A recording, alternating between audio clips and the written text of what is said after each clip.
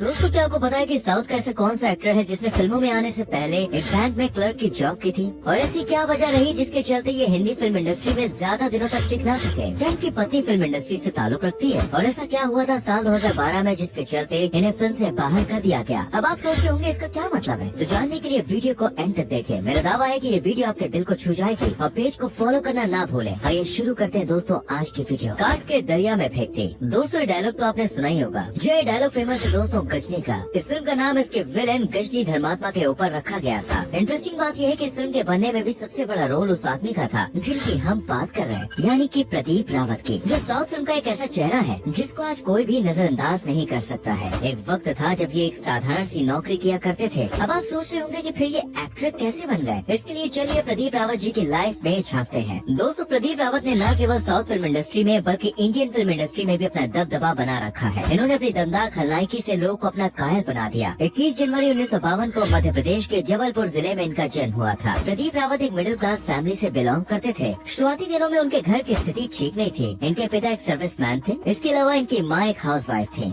Education के बारे में बात करें तो इन्होंने अपनी पढ़ाई इंडिया से ही पूरी की है। आपको बता दें ये एक एवरेज स्टूडेंट रहे हैं, और इन्होंने अपनी schooling Christ church boys senior secondary school Jabalpur से पूरी की, और आगे की पढ़ाई के लिए इन्होंने Saint Joseph Convent School Bhopal में एडमिशन लिया। स्कूल कंप्लीट करने के बाद इन्होंने अपने कॉलेज की पढ़ाई जबलपुर इंजीनियरिंग कॉलेज से पूरी की, क्योंकि वो एक इंजीनियर बनना चाहते थे। इसलिए दोस्तों उन्होंने इलेक्ट्रॉनिक्स और टेलीकम्युनिकेशन में इंजीनियरिंग की, और पढ़ाई पूरी करने के बाद अपनी एक्टिंग क्लासेस पर इन्होंने फोकस करना शुरू कर दिया, क्योंकि जब वो इंजीनियरिंग कर रहे थे तभी उनका रुझान फिल्मों की तरफ हुआ, और उन्होंने अपनी एक्टिंग क्लासेस पर फोकस करना शुरू किया। दोस्तों आपको बता दें इन्होंने एक्टिंग के संग संग मॉडलिंग की तरफ भी रुख किया था। जब ये ग्रेजुएशन कर रहे थे तो पढ़ाई के संग संग एक्टिंग के कामों में काफी एक्टिव थे, क्योंकि इनका सिर्फ एक ही एम था कि फिल्म इंडस्ट्री में अपना करियर बनाए। अभी वो एक्टिंग की क्लासेस ले ही रहे थे कि तभी उनको बैंक में क्लर्क के रूप में काम करने का ऑफर भी आ गया। उस समय उन्हें ये समझ में नहीं आ रहा था कि बैंक की नौकरी करें या फिर अपनी हसरतों को पूरा करने के लिए एक्टिंग क्लासेस को कंटिन्यू करें। बैंक का ऑफर भी कोई छोटा मोटा ऑफर नहीं होता है। इसी बात को ध्यान में रखते हुए इन्होंने आफ्टर ग्रेजुएशन बैंक को ज्वाइन किया, और जबलपुर में काफी दिनों तक बैंक में क्लर्क की पोस्ट पर काम भी किया। लेकिन इन्होंने अपनी इच्छा को मारा नहीं, बल्कि उस पर भी इन्होंने फोकस किया। चलिए दोस्तों एक नजर अब इनके करियर की शुरुआत पे डालते हैं। करियर की शुरुआत महाभारत नाम की फिल्म से हुई, जिसमें इन्होंने अश्वत्थामा के रूप में अपने आप को रिप्रेजेंट किया। इसके बाद इन्होंने युग नाम की एक फिल्म में एक ब्रिटिश पुलिस ऑफिसर की भूमिका निभाई, जिसमें उनके कैरेक्टर का नाम मार्शल था। ये कैरेक्टर दोस्तों इनकी लाइफ का टर्निंग पॉइंट साबित हुआ, और लोगों ने इनके रोल को काफी पसंद किया। फ्रेंड्स यहाँ पर हम आपको बताते चले कि प्रदीप रावत हिंदी और तमिल फिल्मों में एक से ज्यादा खलनायक के रोल में नजर आए हैं। इंडियन फिल्म इंडस्ट्री में अगर हम इनकी पहली फिल्म की बात करें तो साल 1985 में इन्होंने अनिल कपूर, मीनाक्षी शेषाद्री के साथ सुभाष के द्वारा निर्मित मेरी जंग से अपने बॉलीवुड करियर की शुरुआत की थी। इसके बाद इन्होंने लगातार कई बेहतरीन फिल्में की, जिनमें सरफरोश, सुल्तान और लगन जैसी मूवी शामिल है। साल 2008 की बात करें तो इन्होंने एक सुपर हिट फिल्म दी जिसका नाम था गजनी, जिसे मेगा हिट ब्लॉकबस्टर फिल्म की लिस्ट में शामिल किया गया। इस फिल्म में इन्होंने गजनी धर्मात्मा की भूमिका निभाई, और आज भी उसी नाम से ये मशहूर है। इसी तरह इन्होंने कई फिल्मों में काम करके टॉलीवुड और बॉलीवुड फिल्म इंडस्ट्री में अपने नाम सुनहरे अक्षरों में लिख दिए। दोस्तों ये तो थी हिंदी फिल्म के बारे में दी गई जानकारी। चलिए अब एक नजर तमिल और तेलुगु फिल्म जगत पर भी डाल लेते हैं। तमिल और तेलुगु फिल्म का सफर 2004 से 2023 तक चल ही रहा है, जहाँ इन्होंने लोगों से अपनी एक्टिंग का लोहा मनवाया। 2004 में प्रदीप रावत को फिल्म सही के लिए कास्ट किया गया। इस फिल्म में ये बक्सू यादव के रोल में नजर आए। इस तरह इन्होंने तमिल फिल्म इंडस्ट्री में अपने कदम रखे। तमिल फिल्म इंडस्ट्री में कदम रखने के बाद पूरी इंडस्ट्री में दोस्त उनकी बेहतरीन एक्टिंग से सनसनी मच गई। साल 2005 में आई फिल्म छत्रपति में इन्होंने काम किया, और साथ ही इसके बाद थोटीजिया, साबारी, राजा पट्टई, मिरातल, हरिदास, जिला अम्बाला जैसी फिल्में इन्होंने की। इसके अलावा सन 2007 में फिल्म पैरोडी से कन्नड़ फिल्मों में डेब्यू किया। 2011 में फिल्म चाइना टाउन से मलयालम फिल्मों में डेब्यू किया। 2016 में फिल्म हीरो 420 से बंगाली फिल्मों में भी डेब्यू किया, और 2019 में फिल्म क्रैक फाइटर से भोजपुरी सिनेमा में भी एंट्री की। चलिए अब एक नजर इनको मिले अवार्ड्स और अचीवमेंट्स पर डाल लेते हैं। 2004 में जो फिल्म आई थी सही, उसके लिए दोस्तों इनको फिल्म फेयर बेस्ट खलनायक पुरस्कार तेलुगु दिया गया। इस फिल्म के लिए उन्हें संतोषम बेस्ट खलनायक का पुरस्कार और बेस्ट खलनायक का नंदी पुरस्कार भी मिला था, जो अपने आप में बड़ी बात है। लेकिन दोस्तों जो भी कामयाब इंसान होता है उसके पीछे कहीं न कहीं कंट्रोवर्सीज चली ही आती हैं। अगर आपको नाम, शोहरत, रुतबा मिल रहा है तो कहीं न कहीं किसी पॉइंट पे आप विवादों में फंसी जाएंगे। वैसे इनके बारे में जब कंट्रोवर्सी से जुड़ी बात होती है तो ऐसी कोई कंट्रोवर्सी दूर दूर तक नजर नहीं आती है, लेकिन फिर भी साल 2012 में एक छोटा सा वाक्य सामने आया जो हम आज आपसे डिस्कस कर रहे हैं। दरअसल दोस्तों उस टाइम ये फिल्म बुलबुल में काम कर रहे थे, तो उन्होंने उस समय फिल्म के प्रोडक्शन हाउस से पर्सनल चीजों को लेकर काफी कंप्लेंट की, जिसमें उन्होंने एयरपोर्ट से भेजी गई गाड़ी और अच्छे होटल के लिए भी शिकायत की। उनका कहना था कि एयरपोर्ट पर भेजी गई गाड़ी में एसी नहीं था और न ही किसी अच्छे होटल में उन्हें ठहराया दिखाया गया। इसके अलावा छोटी छोटी बातों को लेकर वो काफी इरिटेट हो जाते थे और टीम मेंबर्स को डिस्टर्ब करते थे, जिसको देखकर फिल्म के प्रोड्यूसर और डायरेक्टर उनसे काफी नाराज हो गए और उन्हें फिल्म से बाहर कर दिया गया। उस टाइम ये खबर थोड़ी सुर्खियों में आई थी। पर इसके अलावा कोई बड़ी कंट्रोवर्सी हमें नजर नहीं आती है। देखिए, इस बात में कोई शक नहीं कि प्रदीप रावत एक बेहतरीन विलन के रूप में काफी पसंद किए जाते हैं। इसकी दो वजहें हैं। एक तो उनकी एक्टिंग है जो बिल्कुल नेचुरल होती है, दूसरा उनका फेस कट कुछ इसी तरह का है कि लोगों को बड़ा पसंद आता है। लेकिन दोस्तों, हिंदी सिनेमा में उनकी उतनी कदर ना हो सकी और साल 2015 के बाद से वो बॉलीवुड फिल्मों में दिखाई नहीं दिए। वो इनके करियर के बारे में हमने काफी कुछ जान लिया है। अब आइए इनकी पर्सनल लाइफ पर नजर डाल लेते हैं। इनकी पर्सनल लाइफ के पास काफी इंटरेस्टिंग है। फिल्मों में अपनी दहशतगर्दी से लोगों को डराने वाले प्रदीप रावत असल जिंदगी में एक बेहतरीन इंसान है। आपको याद होगा फिल्म गजनी से उन्होंने लोगों को अपनी एक्टिंग से काफी इम्प्रेस किया था और शायद उनकी इस फिल्म का जो विलन का किरदार था जो इन्होंने निभाया था उसको कोई भूल नहीं सकता। लेकिन दोस्तों, अभी हम बात कर रहे हैं पर्सनल लाइफ के बारे में। आपको बता दें, प्रदीप रावत जी की शादी कल्याणी जी से हुई है, जो बड़ा की खूबसूरत है और हर समय मीडिया से दूरी बना के रखती है। बहुत ही कम लोग इनके बारे में जानते हैं। प्रदीप रावत जी की पत्नी किसी हीरोइन से कम नहीं है। कल्याणी जी न केवल खूबसूरत पत्नी है बल्कि उनकी बेस्ट फ्रेंड है और सुख दुख में साथ खड़ी रहती है। हमेशा इन्होंने अपने पति का साथ दिया है। इनके दो बच्चे भी हैं जो बहुत ही हैप्पी हैं आज। एक इंटरव्यू में प्रदीप जी ने कहा था कि वो अपनी पत्नी से बहुत प्यार करते हैं और अपनी फैमिली के साथ टाइम स्पेंड करना उन्हें बहुत अच्छा लगता है। अब बात करें इनकी नेटवर्थ के बारे में तो दोस्तों, इनकी नेटवर्थ है $5 बिलियन